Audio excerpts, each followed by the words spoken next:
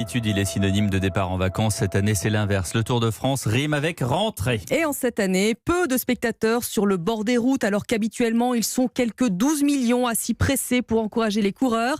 Marguerite Lefebvre, vous suivez le Tour de France pour Europe 1. L'épidémie, au moment du départ, elle est dans toutes les têtes. Oui, et tout est fait pour protéger les coureurs, avec notamment cette bulle qui a été mise en place autour d'eux. Depuis qu'ils sont à Nice, les coureurs ont été placés dans une sorte de sas avec leur équipe, leur staff, et puis c'est tout. Personne d'autre n'a le droit d'entrer dans cette bulle. Il n'y aura pas de photos, pas d'autographes pour les supporters, pas de place non plus pour les familles des coureurs qui en général viennent sur certaines étapes, sur les journées de repos notamment. Eh bien cette année, ce sera interdit.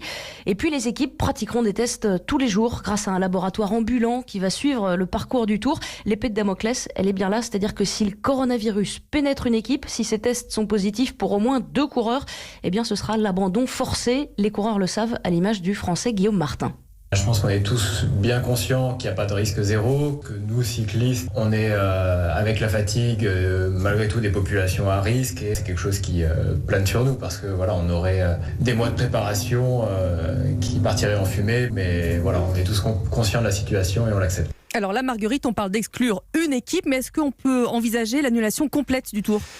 Alors oui, c'est clairement envisagé par les organisateurs. La règle, c'est que la situation sanitaire du pays passe évidemment en premier. Et si cette situation se dégrade, eh bien le Tour, en effet, pourrait être annulé. C'est une option qui est sur la table, avec toutefois cette question. En cas d'annulation en cours de route, y aura-t-il un vainqueur officiel de cette édition 2020 ? Eh bien pour l'instant, on n'a pas encore de réponse. Merci Marguerite Lefebvre, en direct du Tour de France. On rappelle